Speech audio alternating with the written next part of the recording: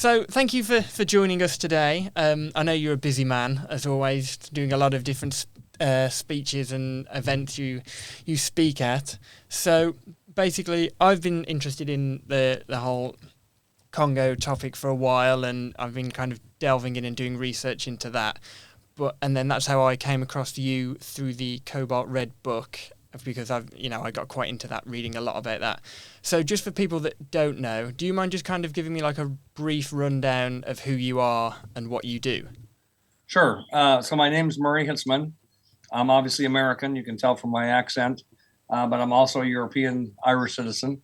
I'm currently, my job at the moment is professor of earth sciences at University College Dublin, and I'm also director of a major Science Foundation Ireland research center called iCRAG, which is about 130 researchers across 8 different universities here in the Republic of Ireland.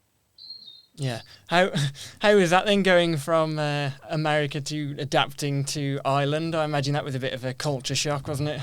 Well, I lived here in Ireland from in the early 80s into the 90s, so I was here before. I've spent a lot of my career outside the United States. So Ireland's great, actually. It's a great place to live. Enjoy the weather? It doesn't bother me at all. I actually really quite like it, but it seems a lot of people think it's too wet. Yeah.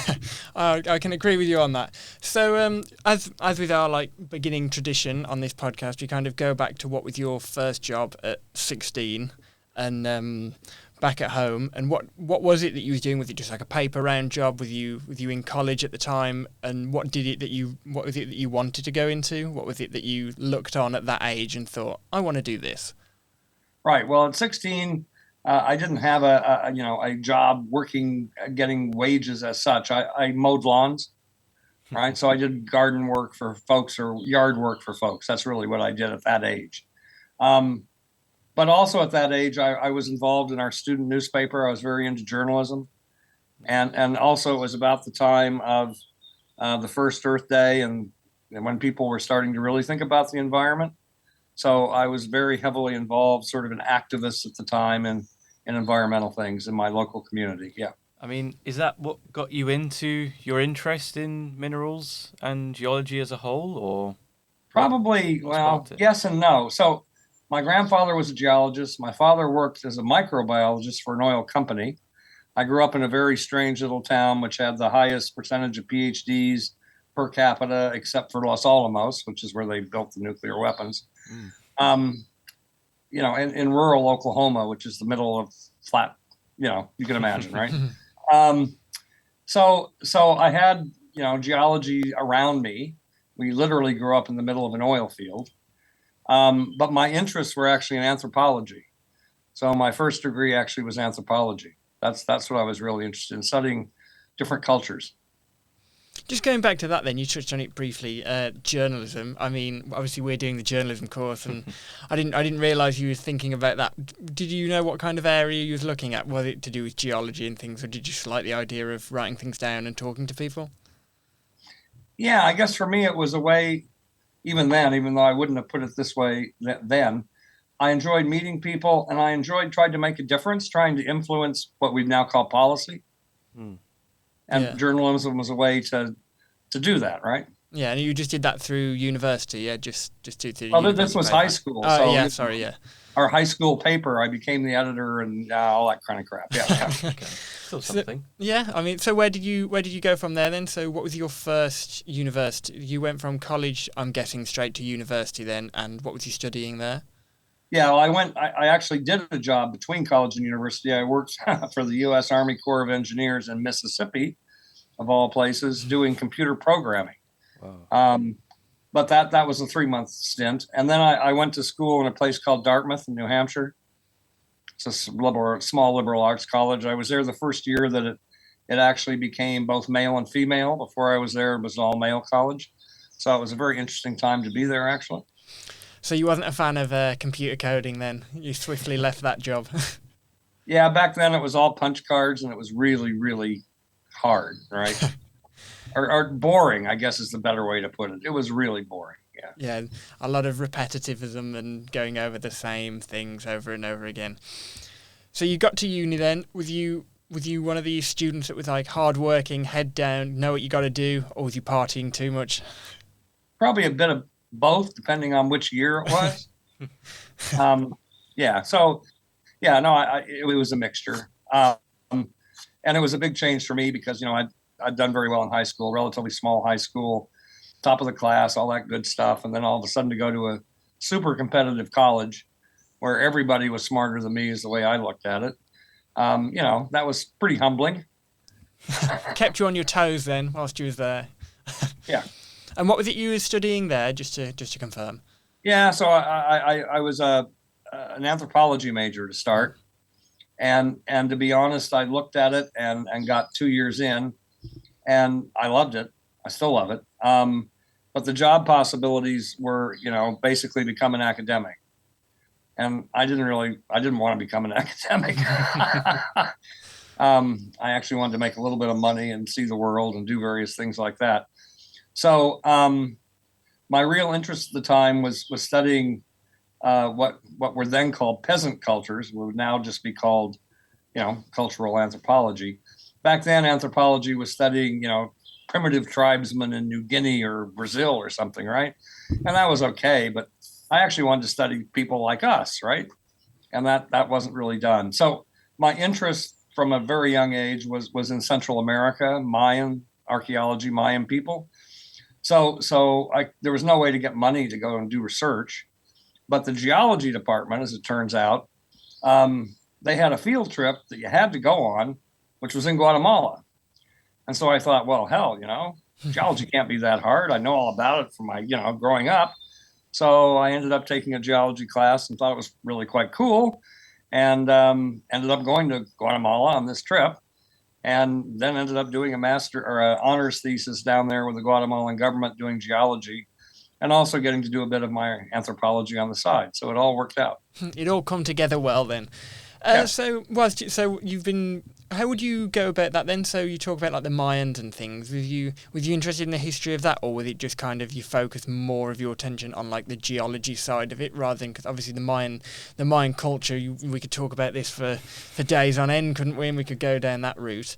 But was you interested in that, or was it just kind of you focus more on the geology of it? No, it wasn't the geology at all. I was interested initially in the archaeology, right? The hidden cities in the jungle, right? All that good stuff. But when I got there, the part that really fascinated me was Guatemala at that time, this is now the 70s, had just opened sort of modern roads in the highlands where most of the Maya now live. And each village there was really cool because each village had their own costume, right? They hand embroidered their stuff. And so everybody dressed differently. If you just saw somebody, you could look at what they were wearing and you knew where they were from, right? Okay, yeah. Quite cool, right? But with the buses all of a sudden coming in, all of a sudden everybody started moving. Yeah. And everything changed like really fast over a decade. All this sort of stuff was just changing. And I just thought that was fascinating, right? Just, hey, you introduce one thing, a bus, and all of a sudden all the culture changes, right? How neat. Yes. Well, I guess to give a trivial comparison, I guess it's almost like every area had their own football shirt, and then they all interlinked and mixed, and it all come together, really, wasn't it? Then, so what? There was just like one bus. Was it just one bus in? Then that was what. Yeah, I mean, they just had it so people could go between villages easily instead of walking 3 days, right? They could do it in 3 hours. But it's sort of like the internet, right? I mean, before the internet, we all were balkanized, and we used print or something else, but we didn't do what you're doing right now, right? Yeah. Now everybody's communicating all over the place, and it's completely changed the world, right? Utterly. How long did you spend there then? Was it just a quick trip, or was it like a long? The first trip, the field class that we did, I was there for about 3 weeks. But the next year when I did my thesis, I was down there for 3.5 months. Yeah. Mm-hmm. So by the sound of it, then you caught the itch for it, and you went straight back then. Yeah, exactly. Yeah. So you come back, you finish all the work you need to do. Do you go on to do your masters then, or do you? Yeah. What do you focus on there? Just more geology. So then I decided to do geology because I knew I could get a job. That was the main thing, right? So I ended up going across the country to University of Washington. And between my undergraduate and my graduate, I got another job, and that was in an open pit copper mine in Nevada, doing mapping. So being in the pit and telling them where to dig. right? And that was pretty cool. Actually, I got to live out in the desert and, every day go out walking, working and stuff. That was fun. So I thought, oh, I'll try and do that with my master's, something like that. So I convinced the company that had hired me to, they had a project in the Brooks Range of Alaska, north of the Arctic Circle. And the geologist who was running it was this really cool, unbelievably good field geologist, right? Bit of a maverick. And I hadn't met him, but I'd read his reports, and he was sort of a legend, right? And so I convinced the company to support me, right, to give me the money to do this project up there. And the Brooks Range was, again, just magical, right? I mean, what a place, How many people are doing that? Like, how many people do you go with? Because obviously, like, where you're going, like, to the Arctic and things, it's not the most populated area. Is it just like small groups of people? Or is it a lonely affair? No, quite the opposite. So our camp had about 22 people in it, and it was a mixture, a couple of GOs, the cooks, some technicians, the helicopter pilot, the mechanic, some of the local, quote unquote, local people, because no one lived right nearby, but they were Inuit, right, native. And so, yeah, we stayed there. We worked every day from, the end of May till the end of August. We had one day off for 4th of July, and that was it. And we flew in helicopters every day, right? So every morning I got up at 5:30, 6. I had a quick breakfast, jumped in the helicopter. They flew me 50 miles away, dumped me on top of a mountain by myself. And, I worked all day till 7. And then the helicopter came, picked me up, and went home. I mean, what a life, God, and I was getting paid for it. It was amazing. Getting paid, it sounds like a brilliant job, that does. It was. I was going to say, is that not quite like, I mean, that's got to be a bit of a slightly scary experience, though, isn't it? Just being dropped off and being like, yeah, you'll be all right. Yeah. See you at 7. You're on your own. Well, we had radios, right? So we weren't completely out of contact. I had a 44 Magnum, right? Pistol, like Dirty Harry, for the bears, which, the joke was that it wouldn't kill a bear. You just use it on yourself. But, I had only 2 bear incidents in 5 years, so it wasn't that bad. It wasn't scary at all. It was lovely. I mean, the only thing that could hurt you up there really was a grizzly bear. Everything else is fine, right? Yeah, I mean, I guess it's a difference as well, isn't it? Coming from, like say, like a small town, and then ending up there at that time. I bet but puts it in perspective, things, doesn't it? I'm imagining puts everything in perspective. Yeah. Anyway, I fell in love with geology then because, what else is going to allow me to do something like this and get paid for it? What a job, So once you'd finished there, you come back, and did you immediately just go, okay, I want to go back out, I want to do this, or did you want to become more in terms of like a professor and stick to more like, I guess, indoor, warm, air-conditioned room work? No, so I finished my master's, and then I did want to do more. So I conned the company into paying for my PhD at Stanford. Wow. And went back up to the Brooks Range and spent 3 more years doing field work up there for that, right? Yeah. And what was Stanford like? Weird. Just one word. I mean, after that, did you still was your love for geology and that whole industry stronger after your studies, or were you more motivated to keep working in that field? It was. Stanford at that time, there was a professor, very good one, and he'd attracted a group of about 20 graduate students from around the world, and they were all unbelievably good, right? I mean, I was the dumbest, right, of the bunch. And I learned probably more from the other students than I did from my professor. I mean, he was really good, but it was the team, the group. It was just an amazing group. We were all working on different things in different parts of the world, but they all sort of focused on similar geochemical topics. And so, no, it was an unbelievably magic experience. So when I came out, I was even more enthused than when I went in. Yeah. I'm not enthused to go become a professor now, right? I didn't. Yeah. I still did not want to become a professor, right? I had no intention of doing that. So, no, I went out and joined industry straight away, How was that? So what was when you transitioned then from like studying and getting master's degrees and so on and so forth, what was your first job within within an industry then? What was that job? Right. So I worked for Chevron Corporation, which is a big multinational oil company. But my job primarily, I did do some work on oil, but my job was really looking for minerals, right, for metals. And it was an interesting job. So the company that supported me all through my master's and my PhD, they went belly up just the year that I graduated my PhD. So I'd always assumed I was going to work for them, right, because they'd done all this stuff for me. But anyway, they were gone, so that was not an option. So I ended up working for this other company, and they had I got very lucky. They were small, even though it's a huge company, they were just starting into the metals business. So they didn't really know what they wanted. And, they just wanted to sort of see what was happening. So my job was called Pathfinder Geologist. I was based in downtown San Francisco. I was still living down in Stanford, commuting on the train in. But my job was to go anywhere in the world to look at any kind of ore deposit that might be of interest to Chevron. Wow. Right. So my first trip, I went to Brazil. I went to, all over Brazil, and then Amazon jungle, southern Brazil, blah, blah, blah. And then I spent several trips down in Papua New Guinea in the Southwest Pacific and Australia, and, ended up finally in Seville, living in Seville, Spain, and then ended up here in Ireland. You've been all around the world.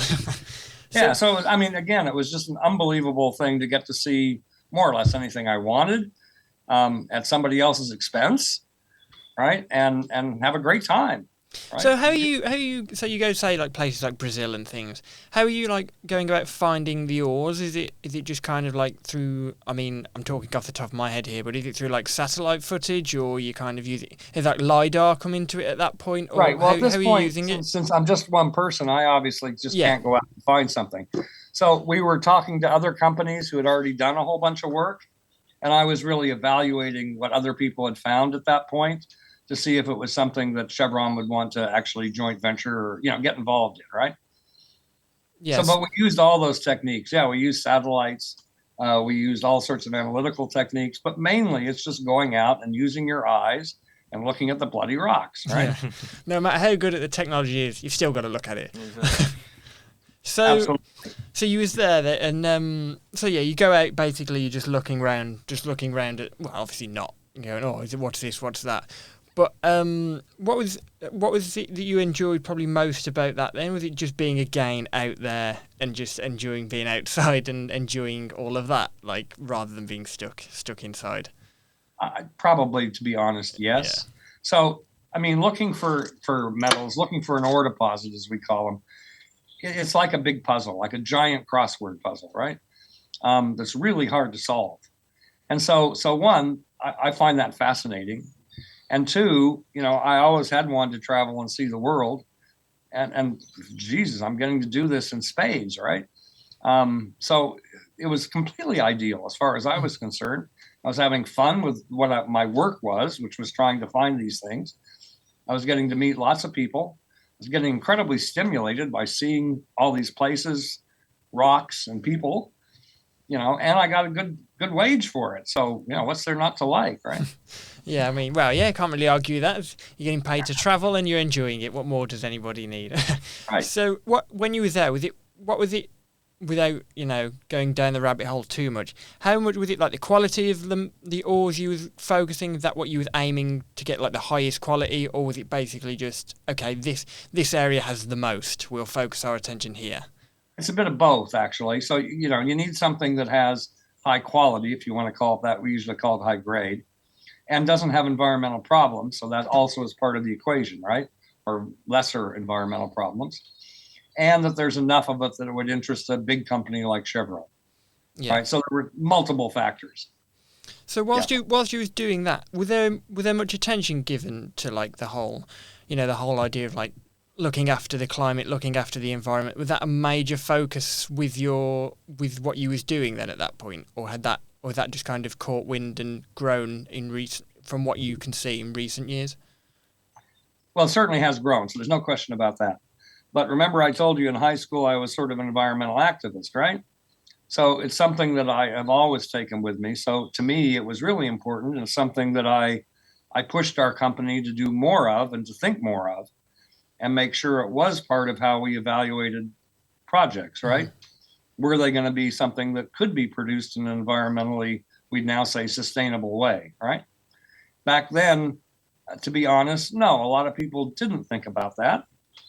They were starting to, but it took a whole bunch of people all over the planet to actually really bring us to where we are now. Yeah. Yeah.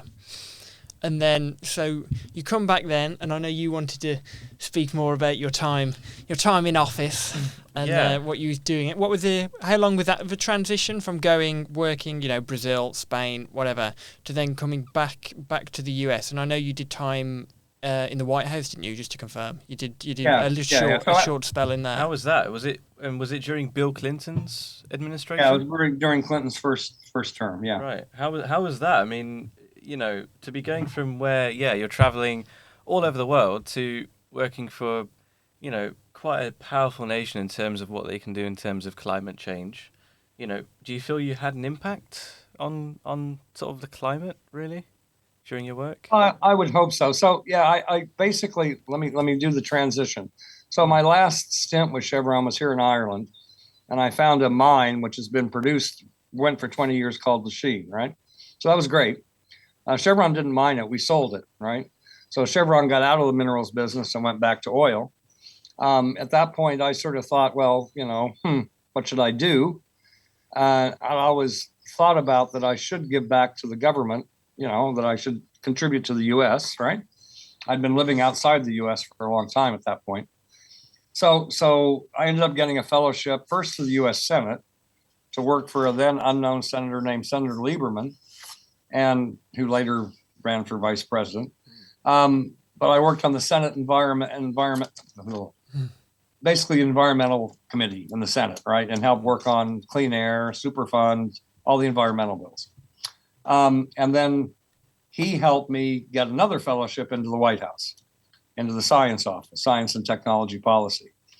And during first Clinton, Bill Clinton, certainly thought science was a good thing, but his vice president, Al Gore, really thought science was a good thing.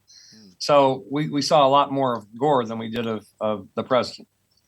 And so, I worked in the environment division of the White House Science Office, and we worked with all the people doing the IPCC.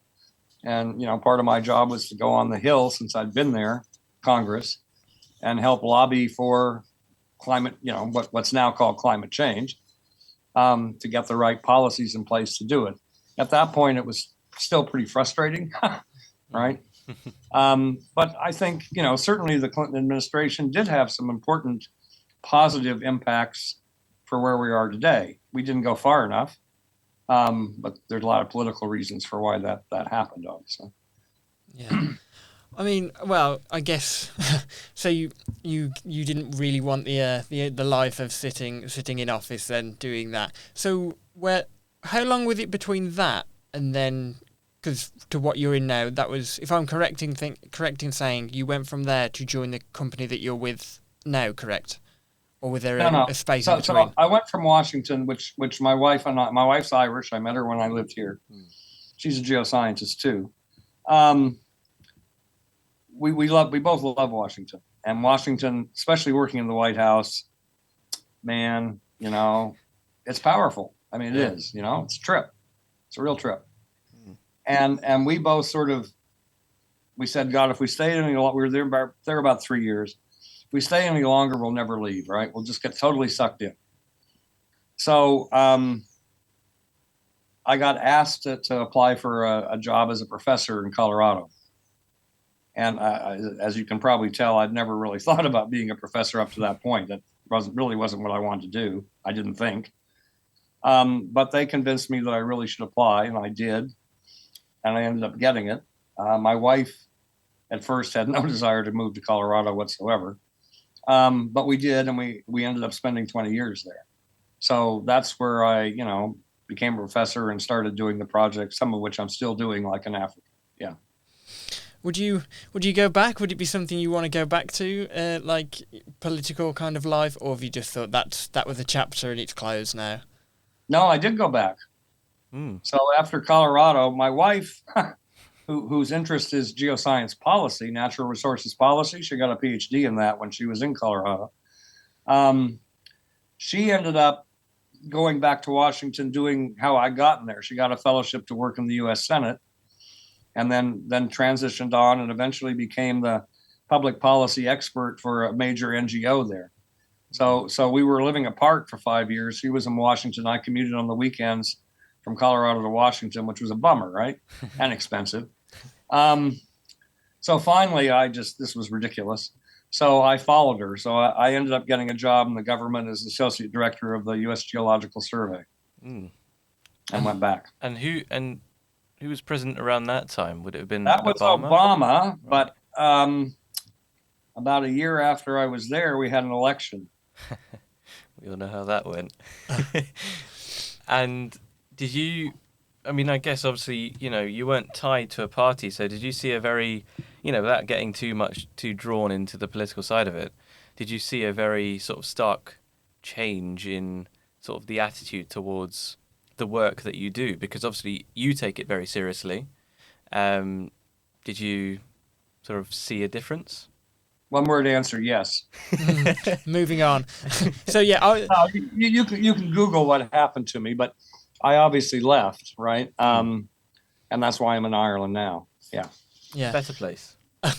So getting on to why I kind of brought you on and why I wanted to speak to you really is, so when was it you started working with kind of, well, obviously you were learning more and you've carried on, but when was it when you started working in Africa and around there? Was that just when you was younger, or have you just started doing that more and more?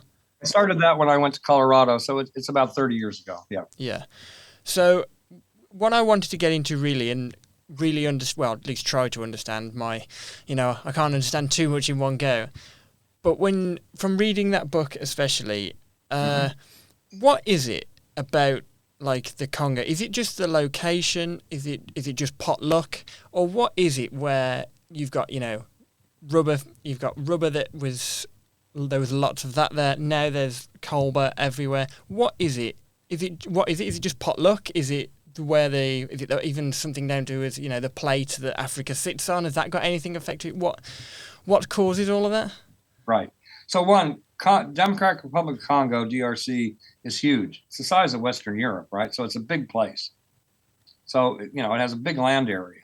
So like other big land area countries, Russia, China, US, Canada, Australia, it has lots of natural resources. I mean, it's just sort of pot luck, if you want to call it that, but a big area has more chances. Congo has rocks under it that are unique, and some of the only places on the planet that have those kind of rocks, and so it has those kind of metals. It's unbelievably endowed in metal. Yeah. So you were saying before we started, you went there, even if it was just for a brief time, wasn't it? Did you say you went over there or not? Well, I ended up. I worked in Zambia for my first 5 years or 4 years down there, and then the Congolese Civil War was still going on at that time, one of the ones, and then it became basically the war settled up in the Lakes region, and the southern part of Congo called Katanga became okay. And so I went in to look at the geology to see how it compared with Zambia, because it's supposed to be the same, and then started doing research projects with a number of companies that were there. Yeah. So and I've been doing that off and on for almost 20 years. Yeah.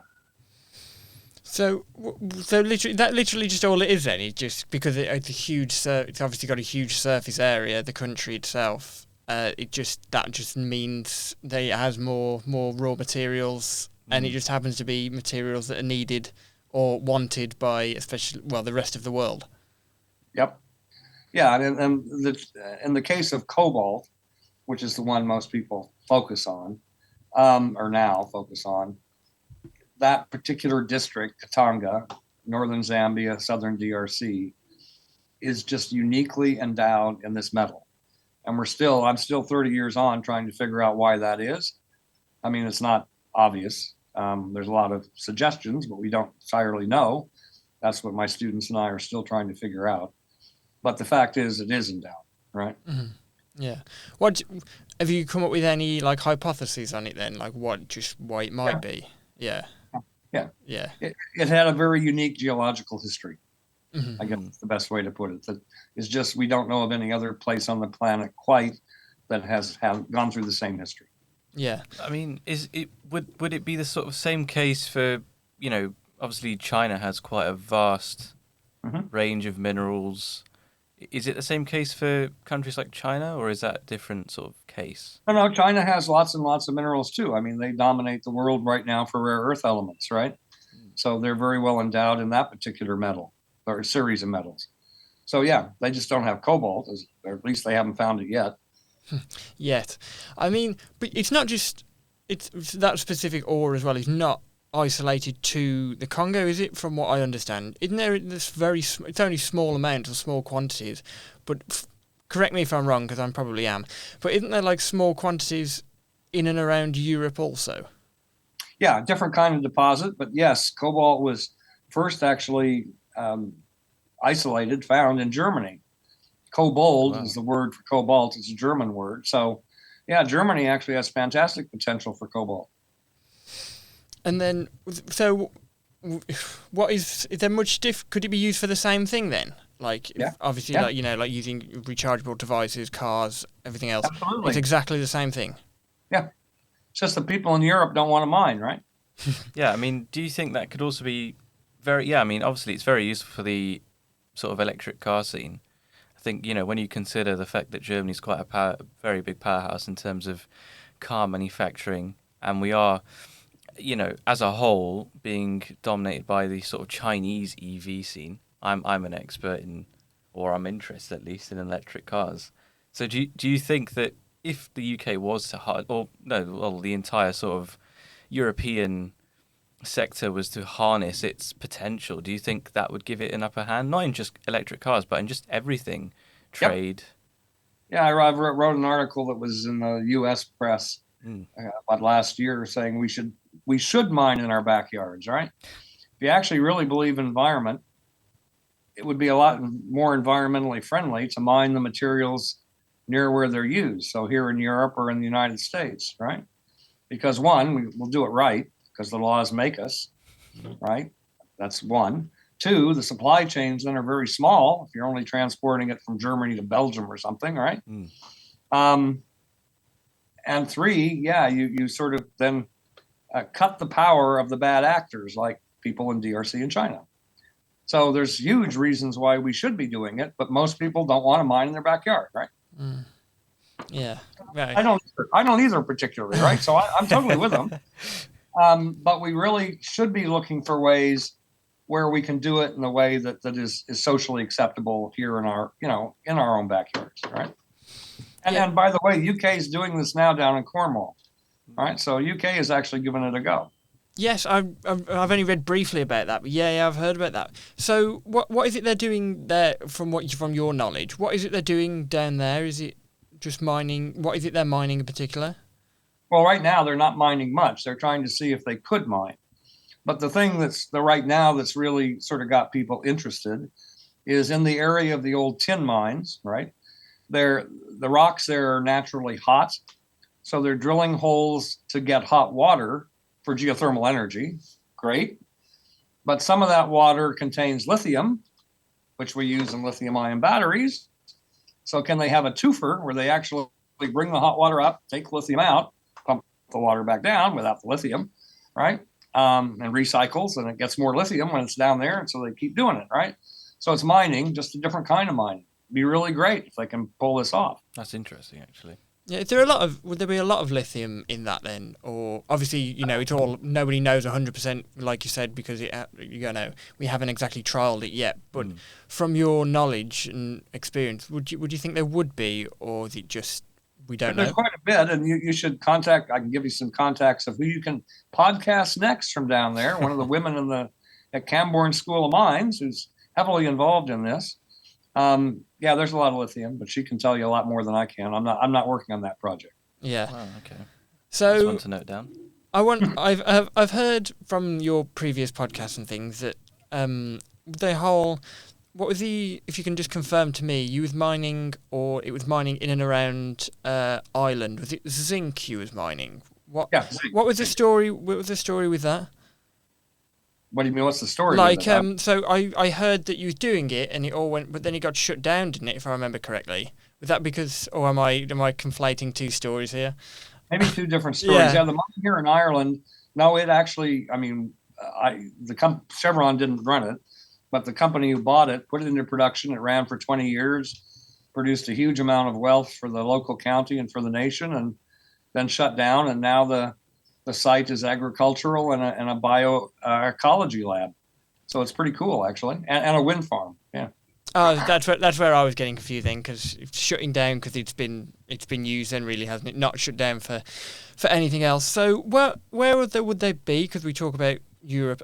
I've heard, and again, correct me if I'm wrong, but doesn't Norway have a high, is it cobalt percentage? Somewhere in Scandinavia. Yeah, somewhere in Scandinavia that also. Right. So there's a number of deposits that have cobalt in Scandinavia. Right now, the only one I know that's actually producing cobalt is Finland.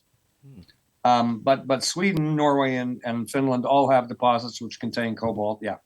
Yeah, and that again, is that like a strong? Is it like a strong percentage of coal? Is it a strong percentage of it, or is it kind of it's all right? It's all right. It's nothing like what the DRC has, right? In terms of the grade, the quality, if you will, right? The quality in DRC is outstanding. And again, did that just come down to where it is? Just the quality of it is just because of where it is in the world? Well, no, it's all the geochemical things that make cobalt deposit all work perfectly there, right? Yeah, so it's almost like, I guess you could almost call it like a Goldilocks zone for Exactly. it. Goldilocks is exactly the right way to think about it, yes. Just with everything else going on around it. So you've been there, you've done that, and what is it you're looking to do? Where is it you're planning to go next? Are you just planning to stop in and around Europe, or also in and around Ireland, or what's next for you? Well, I mean, our research group, my students, my own postdocs and everything, we're continuing to work pretty much all over the world. My biggest group is in Africa, mainly in Zambia because it's safer. DRC is edgy, and I don't like to put people who don't have the experience there. We're doing a lot of work here in Ireland, but we're also working in Namibia, Botswana, Sweden, Greenland, Alaska, Peru. We're working all over the world, so it's fun. Yeah, can't argue with that. Are you still traveling, or do you just mostly stick to teaching now? I actually made a decision right before the pandemic, which was, I guess, a good one. I gotten to the point where I'm pretty sick of traveling, right?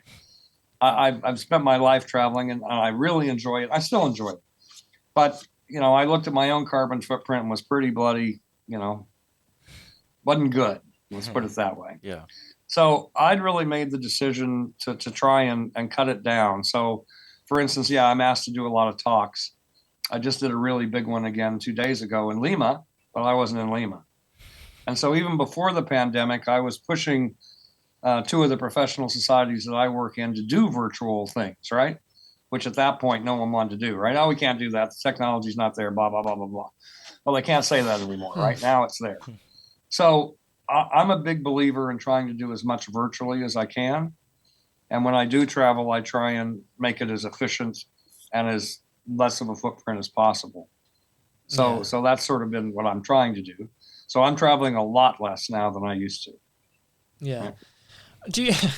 I just thought when you do go away, say even if you go on a holiday, do you really switch off 100%, or is your mind still going? Is your mind still working? Because I imagine, in geology mode. Because I imagine all the traveling you do, or you have done, I imagine it doesn't shut off 100%, does it? Yeah. No, and my wife could really confirm that. But that's because I really love what I do, and geology to me is so fun because wherever you are, you just look out, and whatever you're looking at, geology is part of why it's there, right? And so I can sort of think about it wherever I am and whatever I'm looking at. I just think that's really neat, right? Yeah. So you've published, going back to that point, you've published a few different papers and things, and I guess that we can link that back to where we started, really, in the whole idea of, you being this, not miniature journalist, but this small town journalist running around.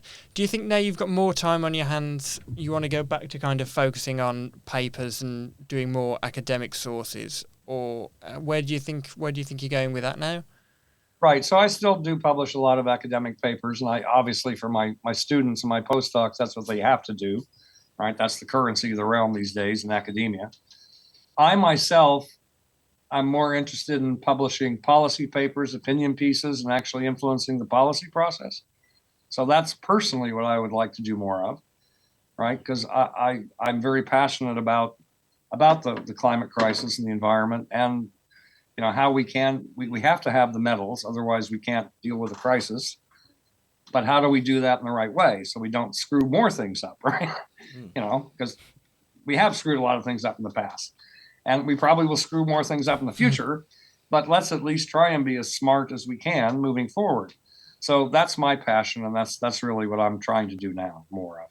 Yeah, and I guess, like you said, then I guess from what you've said to us, I guess that's your kind of position of being the whole idea of focusing more on kind of mining in Europe and doing it safely. That's your kind of, I guess, not an end goal, but that's what you're kind of focusing more of your attention on. Yeah, and not just Europe. I mean, obviously, I'm still plugged in the U.S. policy, so I'm still playing over there too. But I think Europe right now, Europe's more forward-looking than the U.S. I really believe that. And I know you guys aren't in the EU anymore, but I still consider you part of Europe, right? So the European continent, the European peoples, I think do have a somewhat better vision for where, we all need to go. And I think Europe, and this is Europe as a whole, can be a real leader here. And so, yeah, I'm focusing a lot more attention on Europe because I just feel it's the right place at the right time. Yeah. I mean, do you think it might be like a slight fear, especially from, I guess, almost like private companies, if you start doing more, basically they're getting too negative, doing like ethical mining and doing things properly. Obviously, that's going to subsequently drive up the price. Yep. And do you think that's one of the reasons why there is kind of this? It's not a pushback, but it's a not full commitment to committing to it. A really interesting question. I just actually last night had a meeting with the Irish Writers Association, a whole bunch of creative writers. They're working with us on a project. And this was one of the exact questions that came up, ethical mining, and how do we get more ethics in everything, including my own organization, right? My research group, So how do we make all this more ethical? And it's a difficult question. I mean, you do it through regulation and law. I mean, ultimately, that's what you have to do. But you do it initially by changing people's opinions. They think that's important, right? And so that's part of what I want to do is help try and push that thing forward. But I think it's certainly possible to do much more ethical mining. Yes. Will the companies like it? No, let's be honest. At the same time, for some companies, that may be a business advantage, right? Because a lot of people now want to know where their cobalt came from. And a lot of people, as Kara, that's why he wrote the book, right? Good on Kara. That they understand now, a lot more people, that a lot of the cobalt that's in their phone, in their computer, in their car is dubious, because it is, right? And more people, hopefully, will demand that they want good cobalt, right? And maybe that'll force people in Germany to think about opening cobalt mines, right? I hope so. But the whole dialogue, but eventually some companies will be first movers because they see a business advantage. Other companies will be kicking and screaming, but if the policy and the legislation changes, they're going to have to go there, right? They have to obey the law. So we can get there. There's several different routes, but it all comes down to people demanding it, right? Yeah, and I guess like you were saying, there's kind of, it's snowballing effect now. It's getting larger and larger with more people backing it. I guess reading that book as well. Have you read it, or have you? I talked to Carr about the book for several years while he was writing it. I think it's really cool. Is it nice to have your own name dropped in there? I didn't expect him to do that. I was actually really embarrassed. Why? Well, that's how I got in contact with you. What's the embarrassment about? Surely more knowledge is power. Yeah, but anyway. I didn't need to be in there. I mean, it's fine, but I didn't need to be there. Yeah. Kara's message is very, I mean, I'm really proud of that book because it's a very impactful book, right? And I have had more contacts from people like you and others around the world because of that book. And so it's already been a great success as far as I'm concerned. Do you think I mean, that's obviously gained a lot of momentum and backing behind it. Do you think this will now, especially with all the work that you've done and things, do you think this will be the beginning of a change? Do you think this is where, obviously it started prior to us speaking, prior to the book coming out, but is this, from your experience and from what you can see, being in it, but also kind of being slightly in the background of it, watching it happen, do you think this is now like the subsequent change and go, okay, it's getting more momentum, people are kind of understanding it and realising it and wanting things to change more? Do you think this is the change, and now hopefully more governments will back that, more private companies will back that? Do you think this is the start? I hope so. Yeah. Hope is a strong word. But no, I know what you mean. Yeah.